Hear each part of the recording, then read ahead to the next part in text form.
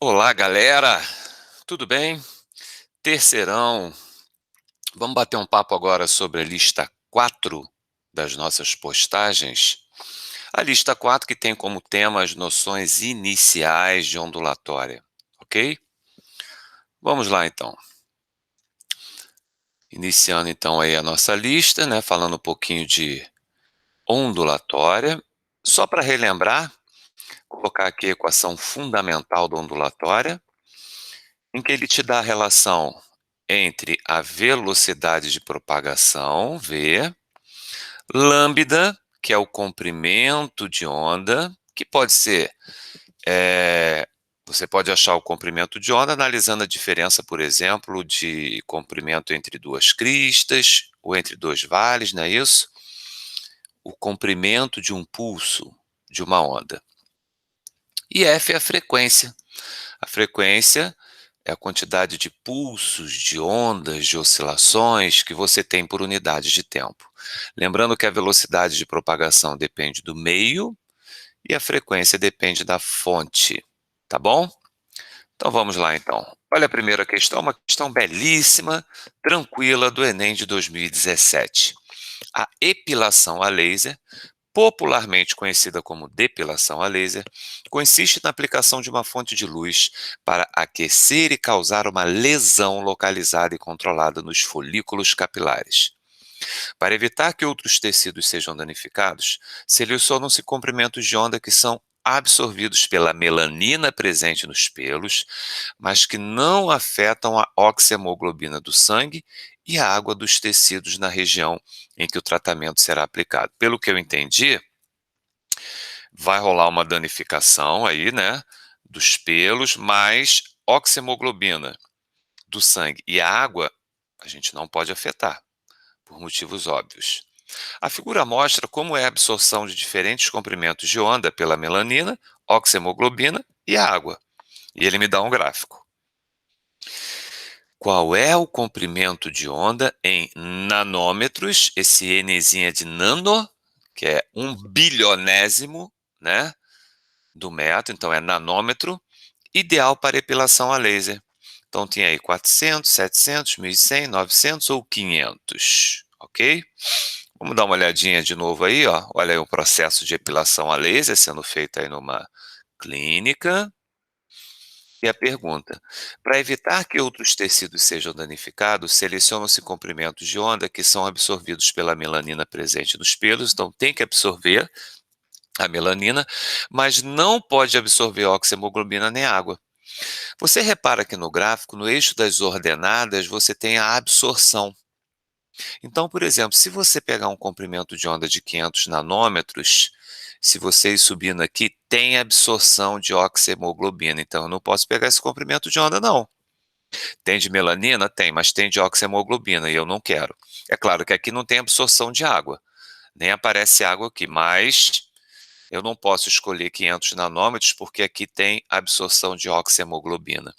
Então, a gente precisa escolher em qual comprimento de onda nós temos absorção só de melanina. E aí, é claro, uma questão de olhar o gráfico e perceber que a oxihemoglobina, ela tem absorção nula em que comprimento de onda? 700 nanômetros.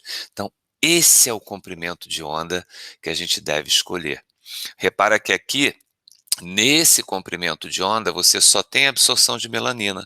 Você não tem nem de oxihemoglobina nem de água, que só começa a ter absorção a partir de 900 nanômetros, tá vendo? Logo, é uma questão de interpretação do texto base e interpretação de um gráfico, ok?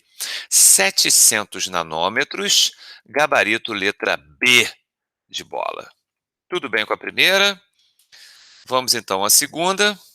Olha lá, ó, mais uma pessoa fazendo epilação aí. Será que ela está usando o comprimento de onda correto? É uma coisa que a gente deve ter preocupação, né, gente? Agora que nós temos noção disso, vocês viram ali que se o comprimento de onda não for adequado, se não for 700 nanômetros, você vai ter absorção de oxihemoglobina e até de água. Então temos que abrir o olho. Uma outra questão do Enem de 2015. A radiação ultravioleta UV é dividida de acordo com 3 faixas de frequência: UVA, UVB e UVC, conforme a figura.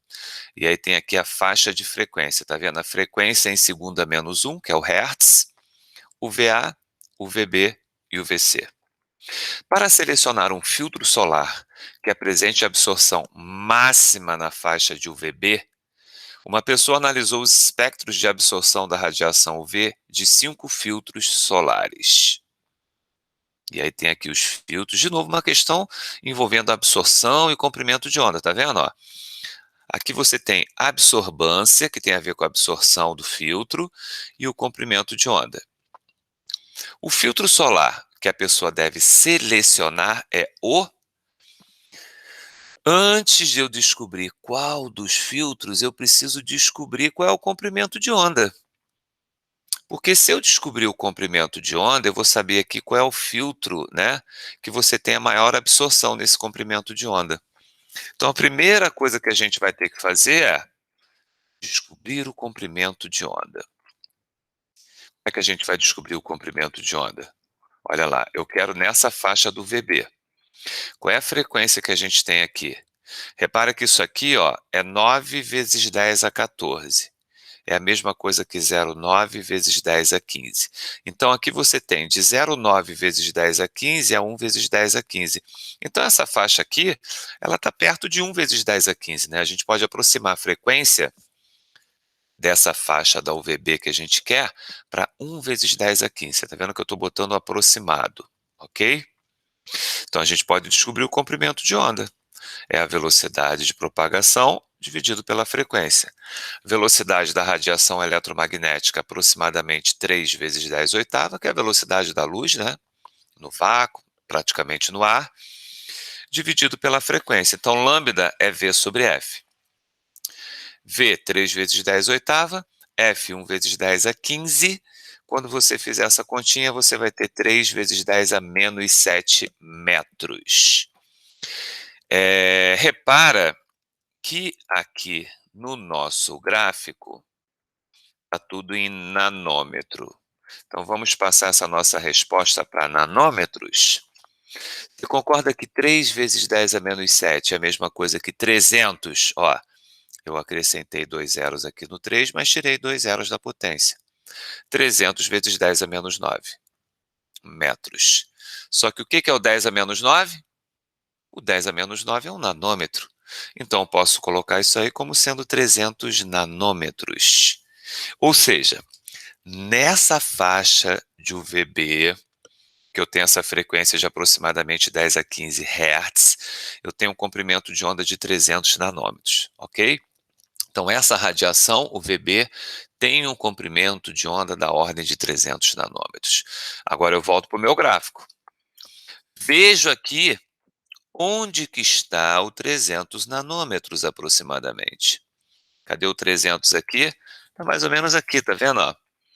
Aqui é 290, aqui você tem o meio mais ou menos, que deve ser 290 até 340 dá 50, né? Então aqui você tem 25, você deve ter aqui 315 no meio. Então um pouquinho antes desse 315. Quando você olha aqui, ó, essa aqui é a linha dos 300 nanômetros. Vamos procurar qual é a curva que tem a maior absorção. Qual é o filtro que vai absorver mais para esse comprimento de onda? Esse aqui em cima. Vamos seguir para ver que filtro é esse? Opa, é o filtro 4. Então, para esse comprimento de onda de 300 nanômetros, o filtro que vai ser melhor, porque ele vai absorver mais essa radiação, é o filtro número 4. Olha que bonita questão. Bonita questão. A faixa de UV, você descobre qual é o comprimento de onda dela, vai numa tabelinha e vê qual é o tipo de filtro solar que absorve mais essa radiação. Isso é muito bonito e é importante e tem aplicação no nosso dia a dia. E o filtro solar que você compra? Você compra aquele da promoção e passe pronto? Ou você pensa nisso? O local que você frequenta, qual é o tipo de radiação mais comum? Né? Dependendo do dia, você olha quando você sai de casa e vai para a praia, como é que está o índice de radiação, para ver qual é o filtro que você deve levar? Para isso que a gente tem aula de física, né, galera? Vamos pensar nisso aí. Então, deixamos mais uma para trás, gabarito letra B de bola, e vamos à terceira. Alguns sistemas de segurança incluem detectores de movimento. Nesses sensores, existe uma substância que se polariza na presença da radiação eletromagnética de certa região de frequência, gerando uma tensão que pode ser amplificada e empregada para efeito de controle.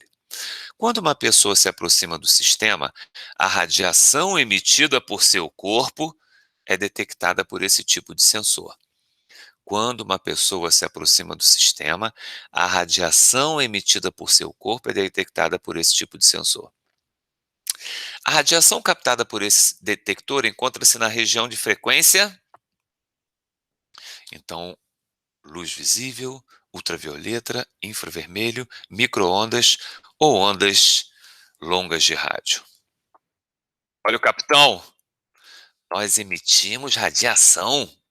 É, capitão, emitimos sim. E quem pode te responder isso, por exemplo, é a tocha humana. Olha lá, ó, calor. A gente emite calor. É radiação, energia, ok? Calor, gente, é o quê, hein? Qual é a frequência aí? Qual é a faixa de frequência que nós temos para calor? É o infravermelho. Então, o infravermelho são as chamadas ondas de calor. Então, nós, né, nós seres humanos e outros seres vivos também, grande quantidade dos seres vivos emitem radiação na forma de calor, na forma de radiação infravermelho. Tranquilo? Mais uma que deixamos para trás, eu tenho certeza que essa vocês acertaram. Olha aí, ó, uma câmera aí, percebendo as regiões mais vermelhas, está vendo aí do corpo aí, ó, onde você tem uma transferência de calor maior. Enem 2012. Nossa pele possui células que reagem à incidência de luz ultravioleta e produzem uma substância chamada melanina, responsável pela pigmentação da pele. Pensando em se bronzear, uma garota vestiu um biquíni, acendeu a luz do seu quarto e deitou-se exatamente abaixo da lâmpada incandescente. Após várias horas, ela percebeu que não conseguiu resultado algum. Claro, não assistiu nossas aulas. O bronzeamento não ocorreu porque a luz emitida pela lâmpada incandescente é de, quer dizer, ela foi, deitou, ficou lá horas debaixo da lâmpada, de biquíni, e ela não conseguiu se bronzear. Por quê? A luz emitida pela lâmpada incandescente, ela é de baixa frequência, de baixa intensidade, um espectro contínuo, amplitude inadequada ou curto comprimento de onda. Vamos analisar uma coisinha aqui, ó. Olha aqui, ó. Um espectrozinho com algumas, né, alguns tipos de onda, algumas frequências, a onda de rádio, o comprimento de onda grandão, a micro-ondas. Aí você está vendo que o comprimento de onda já está diminuindo, diminuindo, diminuindo. Aqui você tem um comprimento de onda pequenininho nos raios gamas.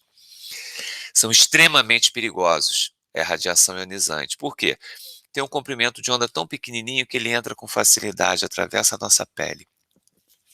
Vai lá no núcleo das nossas células. Faz mutação até no nosso DNA. Eles são perigosos. E você não vai virar um X-Men. Pelo contrário, você vai pegar um câncer. Então, essas radiações com comprimentos de ondas menores, elas são mais perigosas, porque se ela tem um comprimento de onda menor, ela tem um poder de penetração também maior na nossa pele. Então, olha a equação fundamental. A velocidade da radiação constante, e aí você tem o comprimento de onda e a frequência, ok? Repara que o comprimento de onda e a frequência, elas são inversamente proporcionais. Então, por que essa lâmpada incandescente ela não proporcionou o bronzeamento? Porque ela tem um comprimento de onda que é grande. Se ela tem um comprimento de onda grande, quer dizer, ela não vai interagir, né, com a nossa pele, com a melanina, né? Significa que ela tem que ter uma frequência baixa. Ou seja, alto comprimento de onda, baixa frequência. Então, essa lâmpada incandescente, se a gente ficar embaixo dela, a gente não vai conseguir se bronzear por isso, porque ela tem um comprimento de onda muito grande. ok? Como aqui não tem comprimento de onda alto, mas tem a frequência baixa, é o nosso gabarito. Gabarito letra B de bola, ok? Então não conseguimos nos bronzear na nossa casa aí, justamente por causa disso, porque essa radiação tem frequência baixa. Próxima questão, também do Enem. Hoje só está dando Enem, né? Em um dia de chuva muito forte, constatou-se uma goteira sobre o centro de uma piscina coberta, formando um padrão de ondas circulares. Nessa situação, observou-se que caíam 2 gotas a cada segundo. 2 gotas por segundo. A distância entre duas cristas consecutivas era de 25 centímetros e cada uma delas se aproximava da borda da piscina com velocidade de 1 metro por segundo. Então, a distância entre duas cristas, 25 centímetros. A distância entre duas cristas é o comprimento de onda. Lembra que dão 2 gotinhas por segundo. Após algum tempo, a chuva diminuiu e a goteira passou a cair 1 vez por segundo. Então, antes eram 2 vezes por segundo, agora 1 vez por segundo. Com a diminuição da chuva, a distância entre as cristas e a velocidade de propagação da onda se tornaram, respectivamente, olha aí a gotinha, pingou, gerou as ondas circulares concêntricas, ok? Pingou, gerou as ondas circulares. Então, no início, 2 pingos por segundo e depois 1 pingo por segundo. Então, ele está alterando a frequência, então ele está alterando a quantidade de ondas que são produzidas por unidade de tempo. Legal? Então, a frequência está diminuindo, que eram 2 gotas e agora você tem 1 gota só. Então, com a diminuição da chuva, a distância entre as cristas e a velocidade de propagação. Só uma coisinha. Se passa a ter 1 vez por segundo e a distância entre as cristas, vai o quê? Se a frequência diminui, o comprimento de onda vai aumentar. Todo mundo concorda? Por quê? Comprimento de onda e frequência são inversamente proporcionais. Então, se você está diminuindo a frequência, quer dizer, você vai ter um espaçamento maior entre uma crista e a outra. Ok? Então, se a frequência diminui, o comprimento de onda aumenta. Então, você vai ter uma distância maior entre as duas cristas. E a velocidade? A velocidade não pode mudar, porque a velocidade depende do meio de propagação. Continua sendo o mesmo lago. Então, a velocidade continua sendo de 1 metro por segundo. Ou seja, se a frequência diminui, o comprimento de onda aumenta. Se o meio é o mesmo, a velocidade não vai mudar. Então, nós temos como gabarito letra B de bola. A distância entre as cristas aumenta, vai ser maior que 25, porque o comprimento de onda vai aumentar, e a velocidade continua sendo a mesma de 1 metro por segundo. Tranquilo? Outra questão importante. Diminui a frequência, aumenta o comprimento de onda. Tá bom? Não muda o meio de propagação, então não muda o valor da velocidade. Próxima questão. Uma manifestação comum das torcidas em estádios de futebol é a ola mexicana. Os espectadores de uma linha, sem sair do lugar e sem se deslocarem lateralmente, ficam de pé e se sentam sincronizados com os da linha adjacente. O efeito coletivo se propaga pelos espectadores do estádio, formando uma ola progressiva conforme a ilustração. Todo mundo ou já participou de uma ola, lá quando foi assistir um jogo aí no Maraca, São Januário, não é isso? Ou já viu na TV também. Então tem aí os camaradinhas aqui, ó. Abaixou, do lado está um pouquinho em pé, o outro está totalmente em pé, o outro já está ainda, já está. Esses aqui estão começando a baixar e esses aqui estão começando a subir, a levantar. Calcula-se que a velocidade de propagação dessa onda humana é de 45 km por hora e que cada período de oscilação contenha 16 pessoas, que se levantam e sentam organizadamente a distâncias de 80 centímetros uma da outra. Então, que a distância entre esses 2 torcedores ou 2 torcedoras é de 80 centímetros, tá bom? Nessa ola mexicana, a frequência da onda em hertz é um número mais próximo de. Maravilhoso, vamos lá. Bom, nós sabemos a velocidade de propagação, sabemos que cada período tem 16 pessoas e a distância entre 2 pessoas é de 80 centímetros. Então, nós sabemos 2 coisas. Nós sabemos a velocidade, sabemos o comprimento de onda. Como ele quer a frequência vai ser o quê? A velocidade dividido pelo comprimento de onda. A velocidade 45 km por hora eu estou dividindo por 3,6 para passar para metros por segundo, porque a resposta tem que ser no sistema internacional, ok? Então vai ficar 45 por 3,6. E qual vai ser o comprimento da onda? Se são 16 pessoas, então eu tenho 15 intervalos entre elas, ok? Por exemplo, aqui nessa figura, ó, tem 1, 2, 3, 4, 5 pessoas, mas você repara que você tem só 1, 2, 3, 4 intervalos. Então, a distância entre a primeira e a última pessoa vai ser 4 vezes 80 centímetros, né? Então, se você tem 16 pessoas, a distância entre a primeira e a 16ª vai ser de 15 vezes 80 centímetros. Por isso que eu botei aqui 15 vezes 0,80, né? Porque 80 centímetros passando para metro, 0,80. Quanto é que dá isso aqui? Repete a primeira, multiplica pelo inverso da segunda, você vai poder fazer essa continha e achar aproximadamente 1 Hz, que é o gabarito é a letra C, ok? Outra bela questão, em que você tem que calcular a frequência de uma ola mexicana. Ele te dá a velocidade em quilômetros por hora, você tem que passar para metros por segundo.